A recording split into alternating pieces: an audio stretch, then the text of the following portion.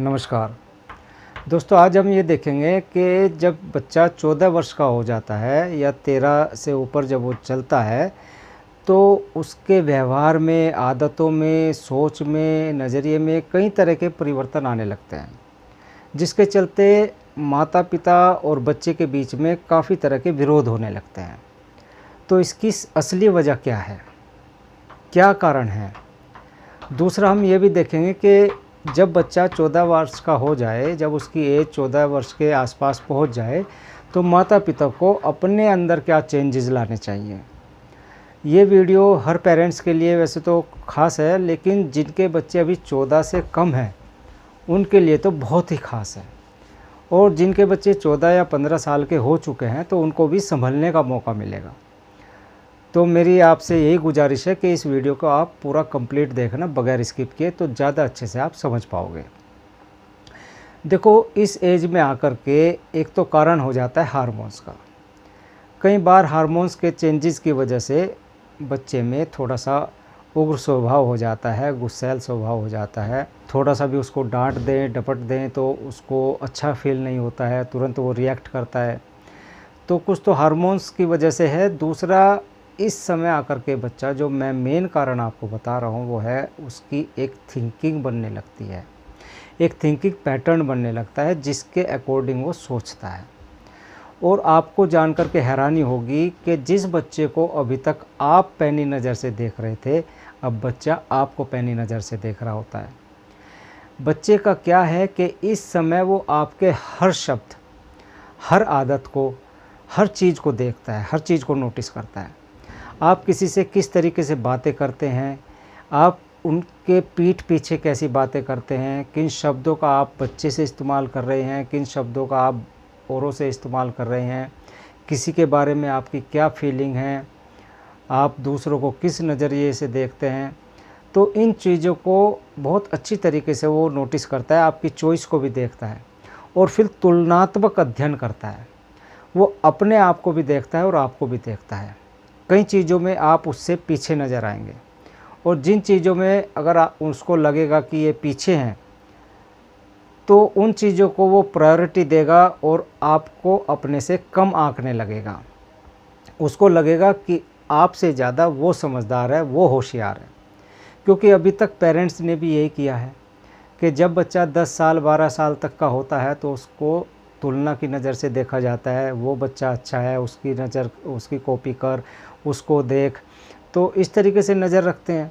उसकी छोटी छोटी, बच्चे की छोटी छोटी बातों को देखते हैं, छोटी छोटी बातों पे डांट देते हैं, ऐसी चीज़ों को हाईलाइट कर देते हैं जिसका भविष्य में कोई लेना देना नहीं है। तो ये कहीं ना कहीं बच्चे के भीतर भी ऑटोमेटिक फीड हो रही होती है, जिसका रिज़ल्ट आता है 14 साल की एज के बाद। अब क्या है कि बच्चा बड़ा हो गया है, तो दोस्तों हो सकता है बच्चा टेक्नोलॉजी में आपसे आगे हो, इंग्लिश आपसे ज़्यादा अच्छी बोल पाता हो, या फिर मोबाइल में जैसे कुछ एप्लीकेशंस होती हैं वो आप न चला पाते हो, वो अच्छे से चला पाता हो। तो कई चीज़ों को बच्चा देखता है, आप बच्चे से ही कहते हो कि बेटा ये कर दे, हमसे तो हो नहीं पाएगा।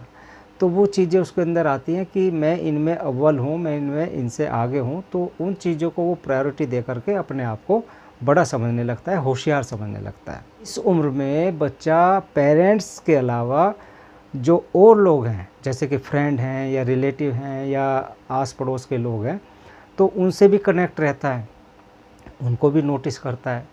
फिर वो क्या करता है कि जो वो देख रहा है दुनिया में और आप जो हैं, तो उसमें भी कंपैरिजन करता है।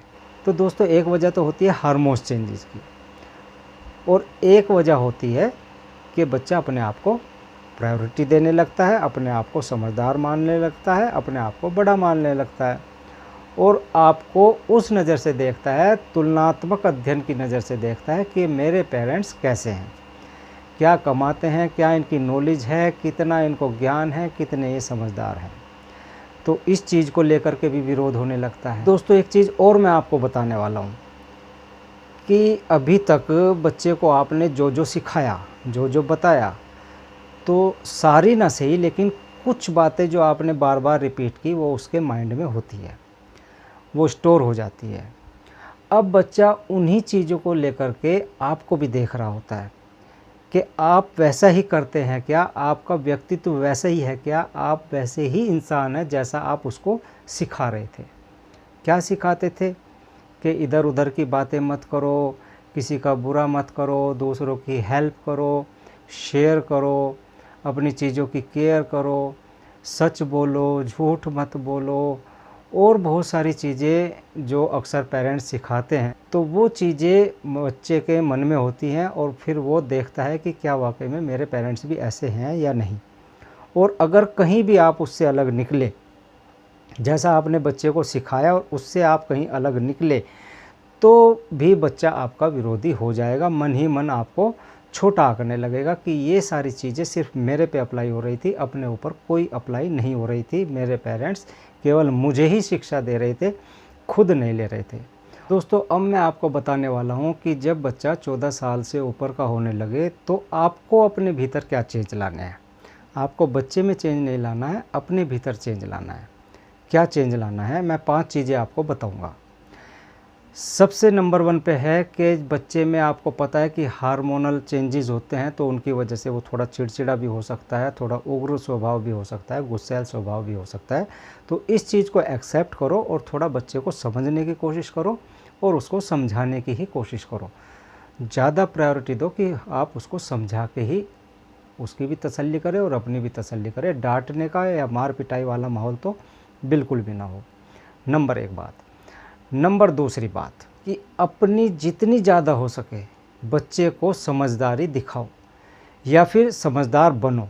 अगर आप समझदार हैं तो समझदारी दिखाओ, और नहीं हैं तो समझदार बनो, और अगर समझदार नहीं बन सकते तो समझदार होने का नाटक करो। ये बहुत ज़रूरी चीज़ है। अगर आप चाहते हो बच्चा आपकी रेस्पेक्ट करे, बच्चा आपकी बात को सुने, बच्चा आपकी बात को माने, तो आपको अगर कुछ नहीं कर सकते या तो समझदारी है, अगर समझदारी है तो इससे तो अच्छी बात कोई है ही नहीं। आप उसका प्रदर्शन करो, आप उसको हर जगह दिखाओ कि आप कितने समझदार हो, तब वो आपकी रेस्पेक्ट करेगा, आपकी बात को भी सुनेगा और वैल्यू भी देगा। लेकिन अगर ऐसा नहीं है तो आप समझदार बनने की कुछ नॉलेज लो कि किस तरीके से हम बच्चों से बातें करें, किस तरीके से हम उनको समझें, कैसे हम उसको अपने फेवर में लें, कैसे उसको अपना बनाएं, ताकि वो आपकी वैल्यू करे, आपकी रेस्पेक्ट करे, आपकी बात को माने। और अगर ये भी नहीं कर सकते तो कम से कम समझदार होने का नाटक तो कर ही सकते हो कि जैसे कि आप बहुत कुछ जानते हो। तो दोस्तों, तीसरा काम आपको ये करना है कि आपको सीखना चालू करना होगा।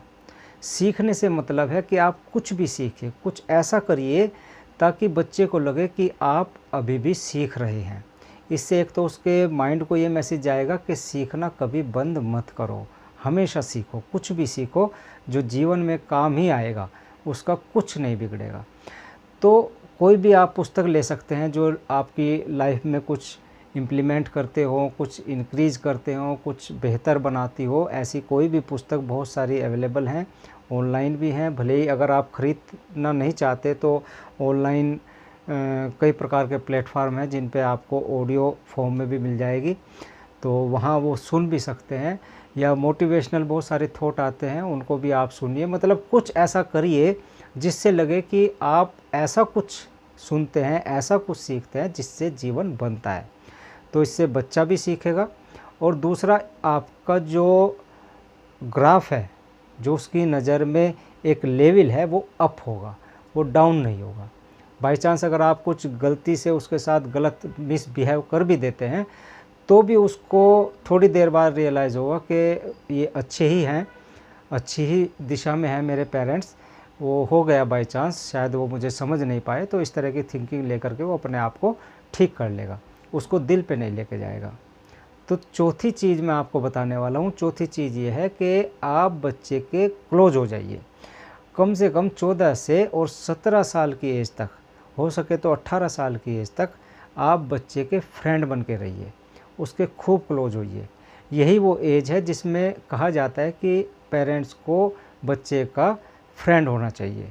अक्सर हम कई बार बचपन में तो जब छोटा बच्चा होता है पूरा फ्रेंडशिप दिखाते हैं 10-12 साल की एज तक, उसके बाद उसको उसके हाल पे छोड़ देते हैं। वो जहाँ भी रहे, जिस कमरे में रहे, जो देखे, जो सुने, जहाँ भी जाए, कोई मतलब ही नहीं है, कुछ सिखाना नहीं है, कुछ सुनना नहीं है, कुछ सुनाना नहीं है। तो इस तरह की नेचर बन जाती है पेरेंट्स की, और फिर वही आगे जा कर के दुख की बात बनती है।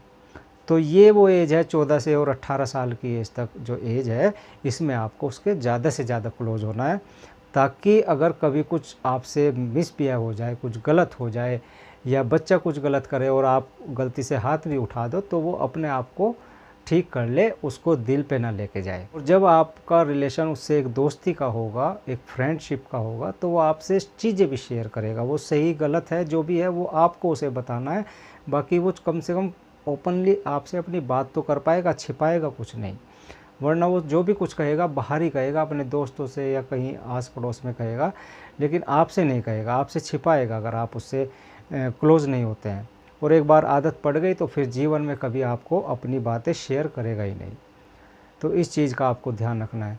पाँचवीं और आखिरी चीज़ ये है कि जितना भी आप बच्चे से बोले वो तोल के बोले, सोच समझ के बोले, क्योंकि इस एज में बच्चा आपके हर शब्द को, भले ही उसकी नज़र आपके ऊपर है नहीं है और आप दनादन अपनी बात कहे जा रहे हैं, लेकिन वो आपके हर शब्द को ध्यान से सुन रहा होता है।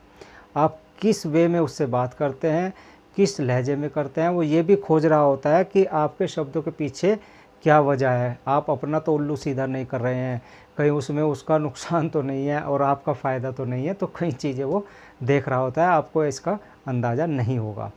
तो जितना भी बोले सोच समझ के बोले, और एक मुस्कुराहट के साथ में कुछ काम बताए तो मुस्कुराहट के साथ में बताइए।